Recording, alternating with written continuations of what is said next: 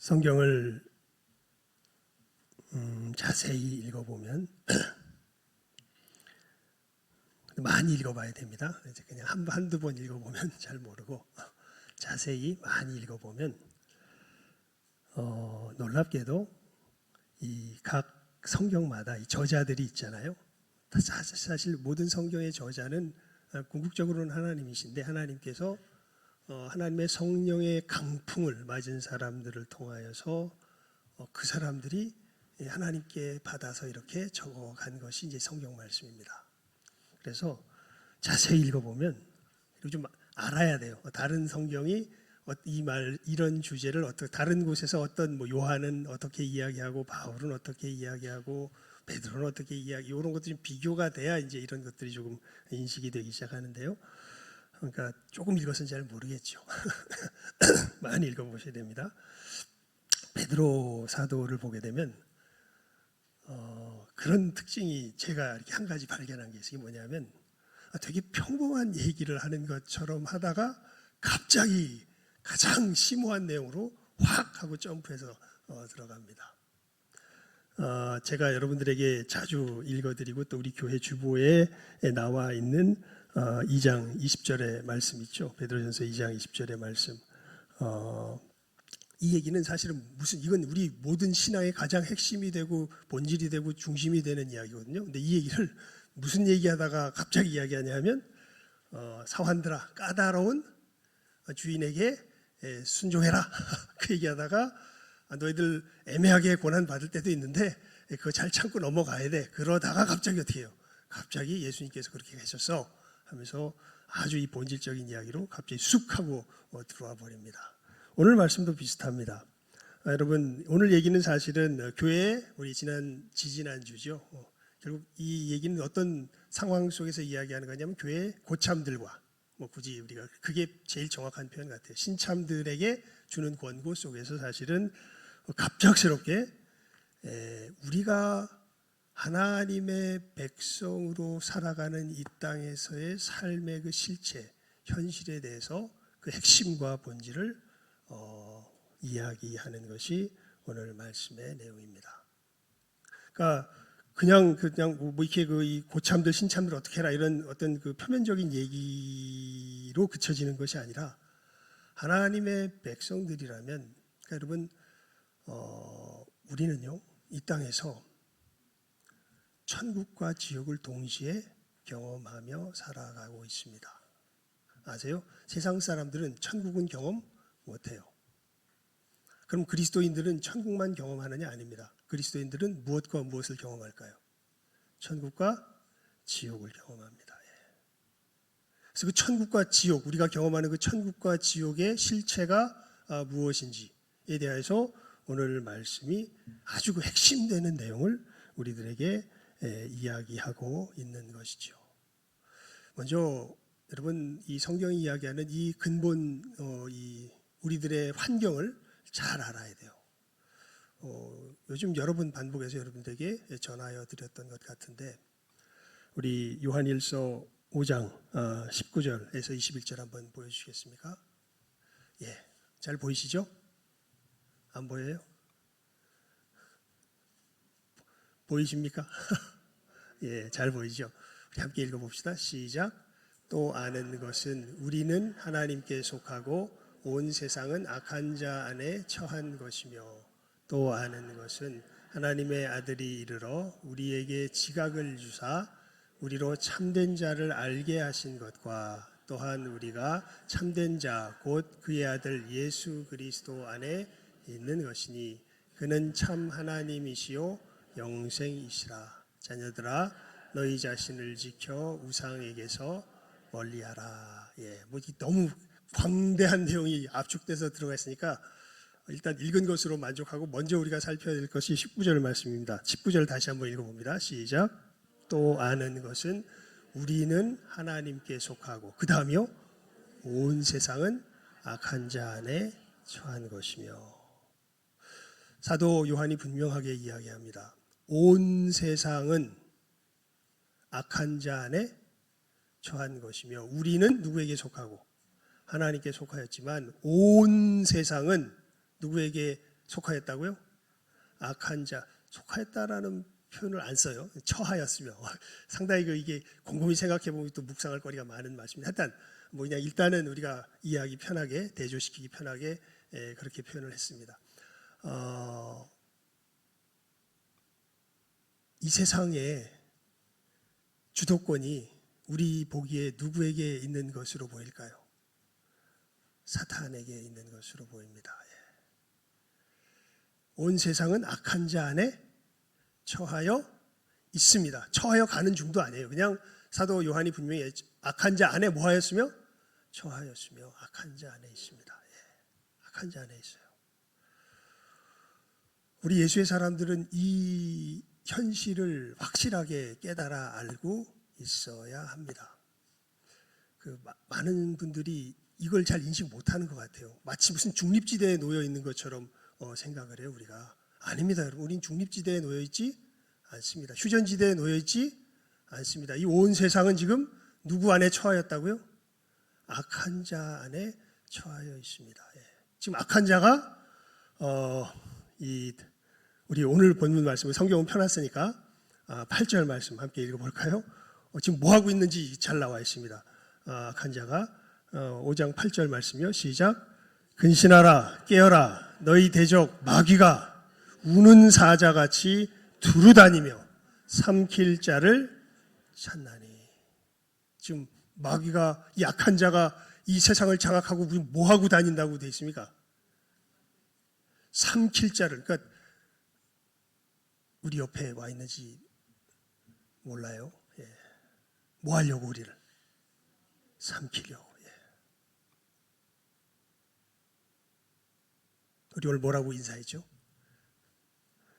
우리는 지금 전쟁이라 그러면 뭔가 좀 이렇게 뭉뚱그려진 느낌이 들어서 제가 전투라 그랬습니다. 우리는 지금 전투 가운데 있습니다. 전투는 막 싸우는 느낌이 나잖아요. 전쟁 그러면 그래 전쟁 났으니까 피난 가야지 뭐 이런 생각밖에 안 드는데 우리 전투 그러면 뭐 하고 있는 중이에요? 싸우고 있는 중이잖아요. 그래서 그렇게 했습니다. 우리는 지금 뭐 가운데 있어요? 전투 가운데 있습니다. 무슨 전투냐면 이 악한 자가 우리를 뭐 하려고 하고 있어요? 지금 삼키려고 하고 있어요. 삼키려고. 지금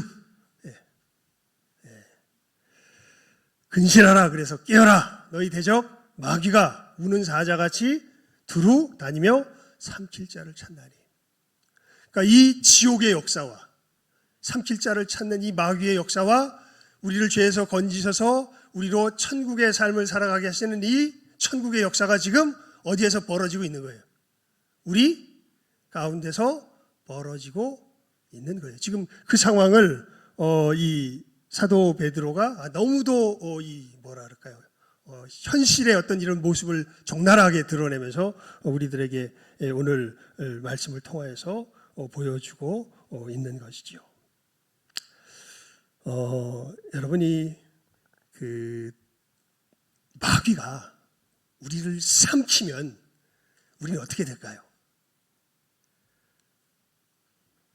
예수님이 그러셨잖아요. 사도 베드로가 너희는 나를 누구라 그러냐 그러니까 주는 그리스도시요 살아계신 하나님의 아들이십니다. 이렇게 고백하니까 바요나 시몬아 네가 복이 있도다. 내가 이 반석 위에 교회를 세우리라 말씀하시면 그때부터 비로소 이제 십자가에서 죽으실 것을 이야기하시고 죽으시고 사흘 만에 부활하실 것을 이야기하니까 베드로가 막 예수님을 꾸짖죠. 그러니까 예수님께서 그때 뭐라 하세요? 베드로한테 사단아 내 뒤로 물러가라. 네가 하나님의 일을 생각지 않고 사람의 일을 생각하는구나. 그 순간 뭐 이제 본질적으로 삼켜진 건 아니지만 그 순간에 마귀에게 뭐 오늘 그냥 표현대로 그냥 순간적으로 뭐 하게 된 거예요. 베드로가 삼키바 된 거죠. 그러니까 예수님께서 베드로 보고 뭐라 그러세요? 사단아 내 뒤로 물러가라 그렇게 말씀하시잖아요. 그럼 마귀가 우리를 삼키면 우리 어떻게 될까요? 어떻게 될 것 같으세요, 여러분? 절 보시지 마시고 성경을 보셔야 됩니다. 우리 이사야 14장 12절에서 14절 한번 여기다 보여주세요. 이사야 14장 12절에서 14절입니다.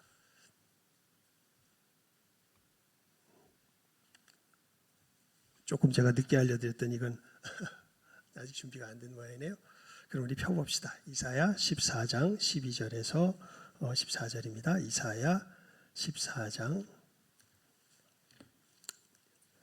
12절에서 14절. 이게 중요한 말씀입니다. 이사야 14장 12절에서 14절까지.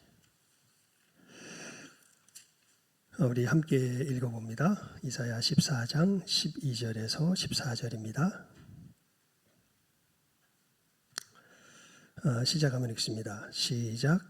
너 아침의 아들 계명성이여 어찌 그리 하늘에서 떨어졌으며 너 열국을 엎은 자여 어찌 그리 땅에 찍혔는고. 네가 네 마음에 이르기를 내가 하늘에 올라 하나님의 뭇별 위에 내 자리를 높이리라. 내가 북극 지폐의 산 위에 앉으리라. 가장 높은 구름에 올라가 지극히 높은 이와 같아지리라 하는도다. 아멘. 여러분, 마귀가 삼키면 어떻게 될까요? 그 사람은 마귀에게 삼켜지면 이 사람이 어떻게 될까요? 이렇게 돼요. 누구처럼? 마귀처럼 돼요. 예. 마귀가 어떻게 됐다고 지금 이 성경의 이사야 선지자를 통해서 이야기합니까? 지가 뭐가 되겠다고? 하나님이 되겠다고. 사실 성경이 우리에게 이야기하는 가장 치명적이고 참 위험한 우리들에게 위기가 무엇이냐면 우리가 이 마귀에게 속아서 누구처럼 변한 거예요? 마귀처럼 변한 겁니다. 어떻게 해요? 선악과를 따먹으면서. 예. 여러분, 이 핵심을 먼저 잘 그저 무슨 뭐 나쁜 짓을 한다, 무슨 뭐 도적질을 한다, 살인을 한다, 간음을 한다, 이것이 마귀 다음의 핵심이 아닙니다. 여러분, 고린도서에 보면요, 사도 바울이 이런 얘기해요. 사단도 무엇을 가정한다 그래요? 광명의 천사를 가정한다 그래요. 그러니까 사단이 꼭 그렇게 우리들이 보는 저열한 모습으로만 나타나는 게 아닙니다. 사단은 무엇으로도 나타날 수 있어요? 광명의 천사로도 나타날 수 있어요. 예. 그러면 이때의 모습은 뭐고 이때의 모습, 변하지 않는 사단의 정체는 뭘까요? 이 말씀입니다. 내가 누가 되겠다? 내가 하나님이 되겠다. 내가 하나님이 되겠다. 예. 여러분, 사단에 삼켜진 바 된 사람이 결국 그 사람이 보이는 그 실체는 뭐가 될까요? 나도 뭐가 되겠다? 하나님이 되겠다. 그게 이제 사도 베드로의 그 고백 속에서 잘 나타나죠. 누가 말씀하시는데? 예수님께서 말씀하시는데, 내가 이제 그때부터 비로소 내가 그리스도로서 하나님의 아들로서 너희들 구원하는 구원자로서 내가 걸어가야 할 길은 이것이다 라고 주님께서 말씀하시는데, 거기다 대고 뭐라 그래요? 꾸짖습니다. 그런 일이 절대 일어나선 안 된다 그럽니다. 지금 예수님의 말씀은 누구의 말씀인데? 하나님의 말씀인데 지금 누가? 베드로가 뭐라고 하고 있는 거예요? 그런 일 절대 일어나면 안 된다고. 누구 생각으로? 자기 생각으로. 너무 투철하고 확실한 거예요. 자기 생각 속에서.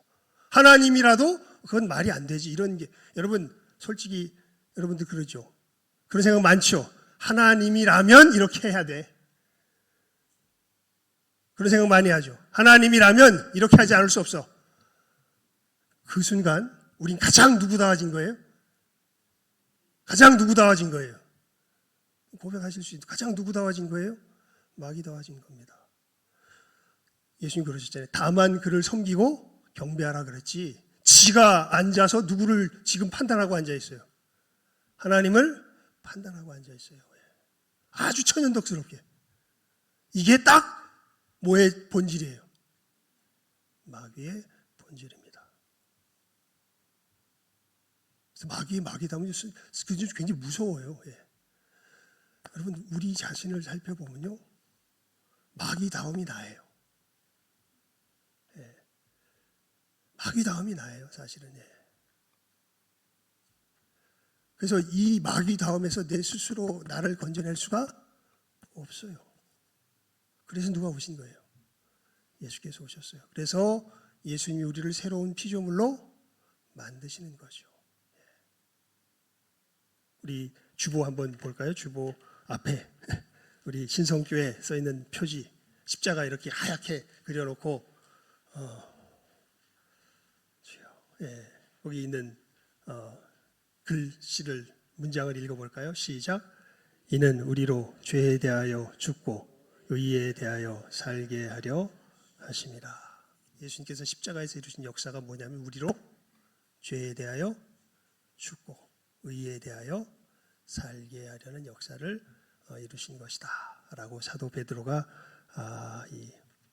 이야기했던 것, 여기다 우리 주보 맨 표지에다가 사실은 적어 놓은 것이죠. 여러분, 우리가 막이 다워질 때 우리들에게 나타나는 아주 현실적인 모습이 어떻게 되냐면요. 그래서 이제 이런 것들 우리가 말씀을 통해서 우리 자신을 비춰보고 깨달아 알 필요가 있습니다. 다시 말씀드립니다. 우리는 다 누구의 자식이에요, 사실. 지금은 아니에요. 지금 하지만 우리는 다 누구의 자식이었어요? 마귀의 자식이었어요. 그리고 우리는 예수 안에 있지만 놀랍게도 지금 상황에서는 마귀 다음을 알아요, 몰라요? 알아요. 마귀 다음에 넘어져요, 안 넘어져요? 아주 자주 넘어지죠. 아주 자주 넘어집니다. 특히 어떨 때 우리가 마귀 다음에 넘어진 것을 부인할 수 없냐면 끝도 모르는 분노에 차 있을 때. 분노에 차 있다는 건 뭔가 이 정의가 이루어지지 않았다는 거거든요. 정의가 이루어지지 않았는데 이 정의에 대한 심판을 그 기준을 누가 갖고 있기 때문에 자기가 갖고 있기 때문에 이게 이루어지지 않았다 보니 끝없는 분노에 차 있는 건데 여러분 진정한 정의로운 의로운 재판장은 누구 한 분밖에 없으세요. 하나님 한 분밖에 없어요. 우리가 옳고 그름은 분별하지만 우리가 그것을 판단하고 결정 내릴 결정권은 누구에게 없어요. 우리에게 없어요. 근데 우리가 아주 끝없는 분노에 사로잡혀 있다면 여러분들 그 결정권을 지금 누가 가지고 있다는 뜻이 돼요. 자기 자신이 갖고 있다는 뜻. 그래서 성경에 보면 그런 권고가 자주 나와요. 분을 내도 해가 지도록 분을 품지 말고 성내지 말아라. 화내면 누가 틈타요? 마귀가 틈타요. 마귀가. 그 속에서 우리를 누구처럼 만들어가요? 마귀처럼 만들어가요. 그렇게 되면 어떻게 돼요? 우리는 누가 하나님이 돼? 내가 하나님이 돼요. 그러면서 그 하나님이 된 것을 뭘로 표현하고 있는 거예요? 분내는 것으로 표현하고 있는 거예요. 그래서 이 마귀 다음의 본질이 무엇인지 여러분들 이 분명한 성경이 우리에게 가르쳐주는 진리를 확실하게 깨달아 아시기 바랍니다. 그러면서 이 모습이 우리의 삶 가운데서 현실로 나타나게 되면요, 이게 가장 잘 보여주는 인물이 하나 있는데 성경에서 여러 인물들이 많이 있지만 라멕입니다. 라멕. 창세기에 나오는 라멕. 라멕은 가인이 자기 동생 아벨을 죽이죠. 죽이고 나서 이제 자기도 다른 사람들한테 죽을까봐 되게 겁을 냅니다. 그래서 하나님께서 가인에게 은혜의 표시를 얼굴에 주세요. 그래서 무슨 표시냐면 가인이 자기 동생 아벨을 죽였다고 누군가 다른 사람이 분에 차가지고 이 가인을 죽이려고 한다면 너는 가인이 지금 하나님께 받는 벌보다 7배나 더 큰 벌을 누구에게로부터? 하나님께로부터 네가 받을 거다라는 그 메시지가 담긴 되게 긴 메시지인데 이것만 보면 한꺼번에 알아봐요. 하여튼 그 메시지가 담긴 표를 하나님께서 가인의 얼굴에 주세요. 가인에게 주세요. 그래서 가인은 그것을 의지하며 살아가게끔 되어 있었어요. 놀랍게도 그게 하나님의 은혜의 표시죠. 그걸 의지하여 살아가는 동안 가인은 누구를 의지하며 사는 거예요? 하나님을 의지하며 사는 건데 가인이 그렇게 살까요? 안 살까요? 안 삽니다. 가인이 더 이상 하나님의 손을 의지하면서 안 살고 자기 아들을 낳으니까 성을 하나 만들어버려요. 그게 에녹. 에녹은 개벽이라는 뜻입니다. 새로운 세상을 연다는 거죠. 에녹성을 만들어버려요. 그리고 거기서 이제는 더 이상 누구를 의지하지 않고 너를 지켜주마, 이 표를 의지해서 너를 지켜주마 말씀하신 하나님을 의지하지 않고 누구 힘으로? 자기 힘으로 자기를 지켜 보호하는 삶을 살아가요. 이게 이제 가인의 정신이죠. 하나님을 떠납니다. 그리고 이 가인의 정신을 가장 투철하게 물려받은 사람이 누구냐면 꽃피운 사람이 라멕이에요. 라멕. 가인이 그러면서 세 아들을 두죠. 야발, 유발, 두발가인 이렇게 해가지고, 근데 이 사람도 이게 놀랍게도요, 성경에 나타났던 문화의 첫 시초가 사실은 하나님을 배반하는 사람의 삶 속에서 나오기 시작합니다. 날카로운 철 연장을 만들고, 그 다음에 목축을 하고, 그 다음에 음악을 만들고 하는 것들이 사실은 그 가인의 정신 속에서 나오기 시작하죠. 이 땅 가운데 꽃 피우고, 나온 건 아니죠. 그냥 원래 있었던 건데 거기서 꽃 피우기 시작하죠. 그렇게 되면서 라멕이라는 아주 놀라운 인물이 하나 등장합니다. 그래서 이 라멕은 인류 최초로 아내를 둘 갖는 사람이 돼요. 아다와 실라라고 하는. 그리고 라멕이 하나의 노래를 짓습니다. 성경에 보면 무슨 노래냐면 검가라 그러는데요. 자기를 해하려고 왔던 굉장히 건장한 용사, 소년이라고 하는데, 소년이라고 하는 이 히브리말 소년은요, 육체의 능력이 가장 피크에 최고치에 올라왔을 때에 그 사람들을 일컬 때 이 단어를 쓴다 그래요. 그러니까 아다와 실라여 들으라, 라멕의 아내들이여 들으라, 내가 내 창상을 인하여 사람을 죽였고 소년을 죽였도다, 이렇게 했는데, 이게 정말 어마어마하게 센 사람이 사실은 왜 왔을까? 라멕이 아마 부자였겠죠. 좋은 것이 많았겠지. 아내도 예뻤겠지. 그러니까 라멕의 좋은 것을 아마 빼앗으려고 왔었을 것 같아요. 그래서 라멕이 오히려 그렇게 왔는데 이 사람을 뭐예요? 자기도 죽을 뻔하지만 이 사람을 뭐예요? 죽여요. 그러면서 검가에 보면 이렇게 얘기를 해요.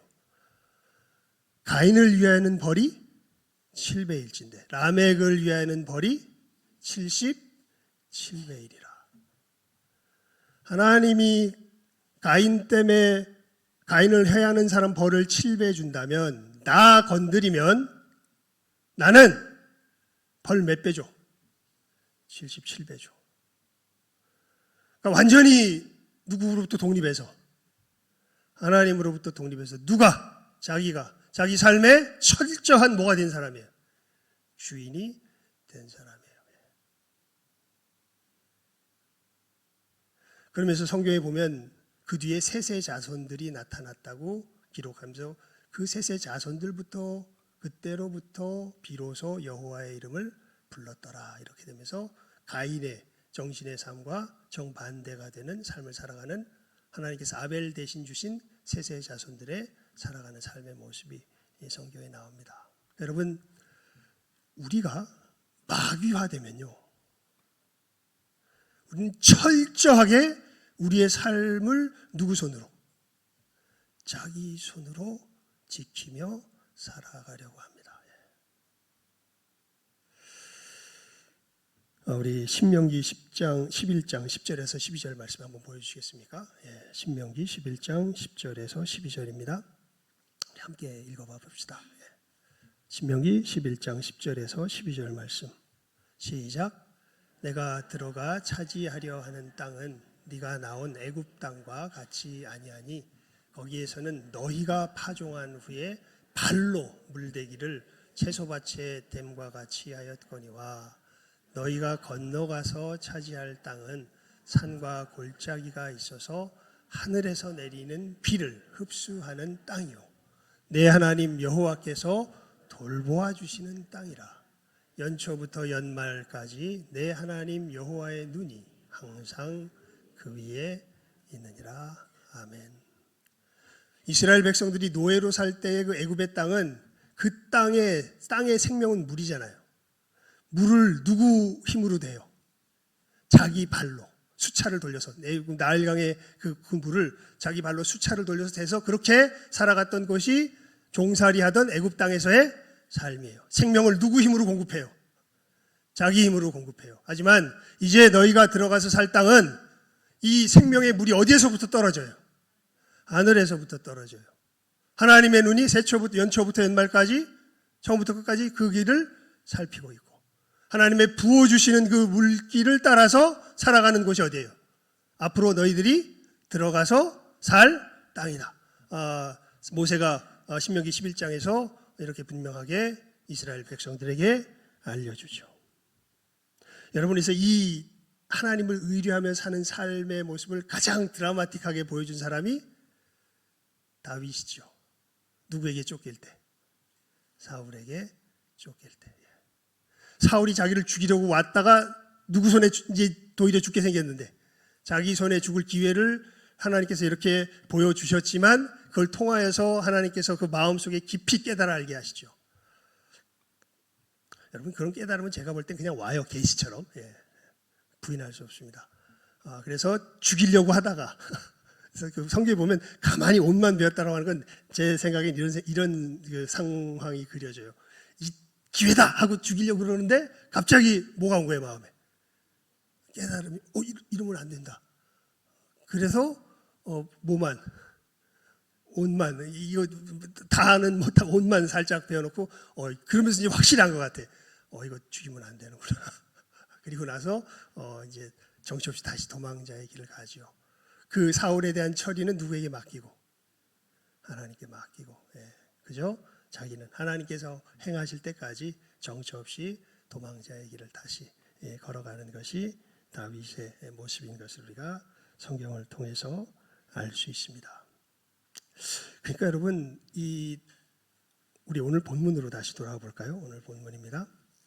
오늘 본문 5장 6절에서 8절입니다.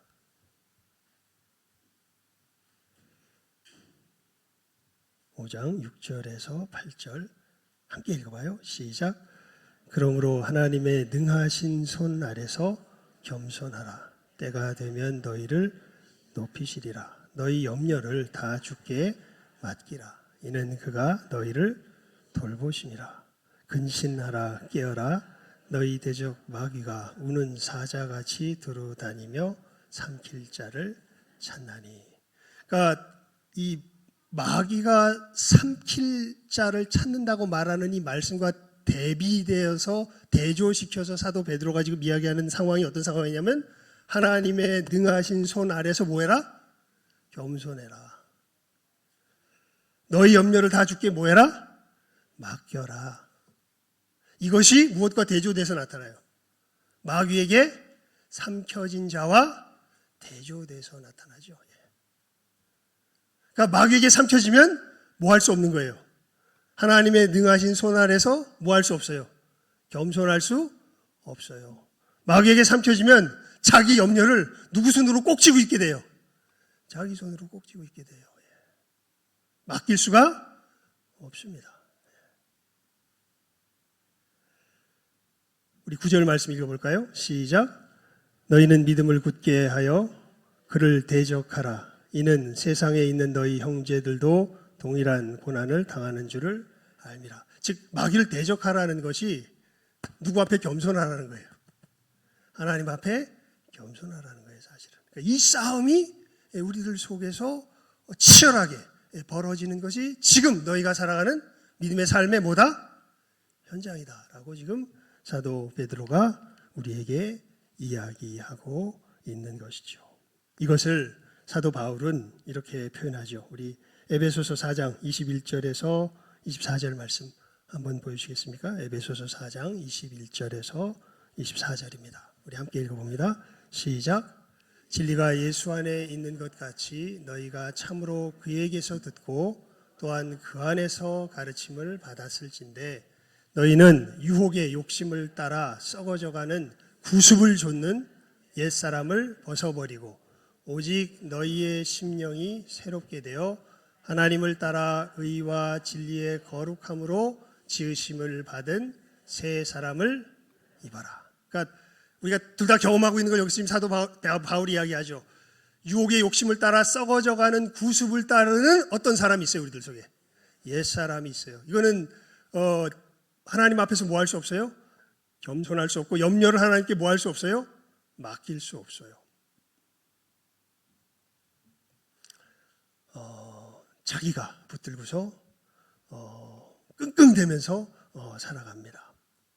하지만 예수 그리스도 안에서 우리가 생명을 얻은 사람들은 이 옛사람을 뭐 해버리고 벗어버리고 하나님을 의뢰하며 겸손함에 겸손하게 하나님의 때가 이르기까지 하나님께 내어 맡기며 살아갈 줄 아는 이 믿음의 걸음을 걸어가는 것이죠. 여러분 우리 믿음의 삶을 살면요. 왜 얘기라고 이제 말씀을 맺겠습니다. 재밌어요. 어떤 게 재밌냐면 구경하는 느낌이 들 때가 종종 있습니다. 어떨 때 그러냐면요. 이게 여기 말씀이 나오죠. 너희 염려를 다 주께 맡겨라. 근데 주님께 맡길 때의 그 맡긴다는 것은 가만히 있는다는 뜻이 아닙니다. 이건 아셔야 돼요. 맡긴다는 것은 네 생각, 네 판단으로 길을 걸어갈 것이 아니라 하나님께서 약속하신 길에 네 인생을 얹어라 이 뜻이에요. 그러니까 진짜 죽는 것보다 힘들 때가 있습니다. 그럴 때.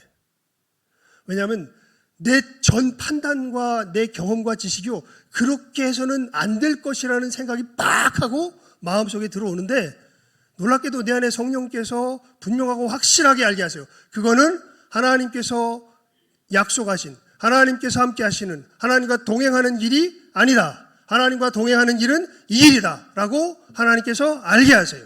그래서 그 말씀에 네 삶을 얹어라 이렇게 말씀하십니다. 그때 이제 우리들 속에서 전쟁이 시작되죠. 이 옛사람을 뭐 해버리고 벗어버리고, 이 마귀 닮은 옛사람, 내 생각, 내 판단 속에서 그냥 확 부여잡고 있는 이 옛사람을 벗어버리고 하나님께서 약속하신 그 약속의 말씀 가운데 내 삶을 얹을 수 있는 이 새 사람을 입는 것. 이것이 이제 우리들의 신앙의 삶의 현실이 된다 하는 것이죠. 그래서 고통스러워요. 그리스도인들이 고통스러운 건요. 그렇게 자기 자신이 부인되어야 되기 때문에 고통스러워요. 그리고 이 일을 경험하게 되면요. 놀라운 일이 벌어지는 것을 경험하게 됩니다. 진짜 누가 살아계시는구나.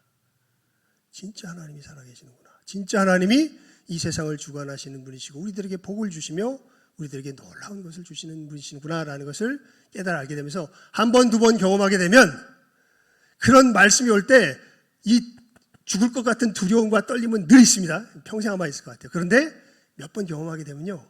기대가 되기 시작해요. 하나님이 이번엔 어떻게 하실까? 진짜로 누가 일하시는 것을. 여러분, 믿음의 생활 한다고 하면서 여러분 삶 속에서 누가 일해요? 진짜 하나님이 일하시는 걸 경험합니까?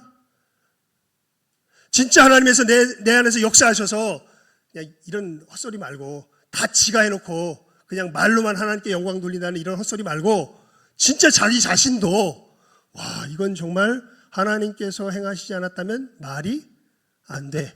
이런 하나님의 영광을 여러분 경험하면서 믿음의 길을 걸어가십니까? 이 사람들은 어떤 길을 걸어가는 사람들이냐면 6절과 7절의 길을 걸어가는 사람들이에요. 하나님의 능하신 손 아래서 겸손히 자기 염려를 하나님께 맡기고 그가 돌보실 때까지 그의 역사가 이기까지 인내하며 말씀의 언약 가운데 거하면서 묵묵히 걸어갈 줄 아는 사람들. 그저 지 생각, 지 감정, 지 어떤 이런 만족 이것이 이루어지지 않았다고 그냥 울고불고 난리를 치는 게 아니라 오늘 우리 찬송했죠. 말씀 위에 서서 내 뜻 버리고 그 다음에 또 모두 버려요. 감정을 버리고 어떻게 되니? 말씀에 서니 불완전한 믿음 완전해지고 내가 이제부터 주만 붙드네 나의 생명 대신 내 주 예수님 영원토록 모셔 내 기쁨 넘치네. 정말 저는 찬송가 가사 보면요 이건 어마어마한 설교예요. 그냥 만약에 제 설교가 은혜가 안 되면 여러분 찬송가를 많이 부르시기 바랍니다. 거기에 어마어마한 은혜가 사실은 담겨져 있습니다.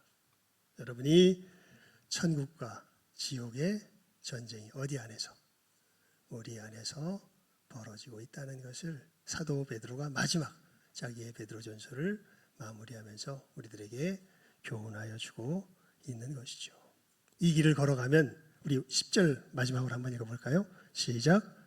모든 은혜의 하나님 곧 그리스도 안에서 너희를 부르사 자기의 영원한 영광에 들어가게 하신 이가 잠깐 고난을 당한 너희를 친히 온전하게 하시며 굳건하게 하시며 강하게 하시며 털을 견고하게 하시리라. 아멘. 이 삶을 하나하나 훈련하며 살아가는 사람들은 이제 하나님 앞에 겸비하여 가는 것, 하나님께 자기의 삶을 맡기며 하나님께서 주시는 것을 누리며 살아갈 줄 아는 삶에서 점점 강해진다는 뜻이에요. 그래서 이 사람들은 비록 이 땅에 마귀가 다스리고 있는 이 땅에 있지만 여기서 무엇을 드러내는 사람들이 될까요? 천국을 드러내는 사람들이 됩니다. 하나님이 다스리시는 곳이 어떤 곳인지를 실제로 드러내는 사람들이 이 사람들이 되는 것이죠. 여러분, 이 분명한 우리들의 삶의 길이 우리 앞에 펼쳐져 있는 것, 우리가 이 둘 가운데 하나를 선택하며 우리의 믿음의 걸음을 걸어가고 있다는 것 잘 기억하시고 이 싸움에서 승리하며 나아가시는 이 시간 함께하는 우리 모든 귀한 영혼들 다 될 수 있기를 주님의 이름으로 축원을 드립니다. 기도하겠습니다. 하나님 아버지, 감사합니다. 우리들 안에 천국과 지옥의 전쟁이 있는 것을 보게 하시고 천국의 역사가 승리하는 모습과 지옥의 역사가 승리하는 모습이 무엇인지 분별하여 알게 하시며, 하나님, 비록 지금 우리가 살고 있는 이곳은 온 세상의 악한 자 가운데 처하였지만 우리들은 이 가운데서 부름받아 이제는 예수님과 함께 우리의 영은 천국으로 옮겨졌지만 우리의 육은 아직도 이 참으로 둘 사이에서 선택하며 걸어가고 있는 걸음을 걷고 있음을 분명하게 보아 알게 하여 주시고, 우리가 천국에 속하였음을 이 가운데서 참으로 지옥을 벗어버리며 천국을 입음으로, 옛사람을 벗어버리며 새사람을 입음으로 증거하며 누리며 살아갈 줄 아는 이 시간 함께하는 모든 귀한 영혼들 다 되게 하여 주시옵소서. 이 천국 소망 가운데 우리의 삶의 발걸음이 분명하고 확실해지는 귀한 은혜가 이 시간 참여한 모든 귀한 영혼들에게 임하기를 간절히 바라옵고 소원하오며 모든 것 예수님 이름으로 기도드리옵나이다. 아멘.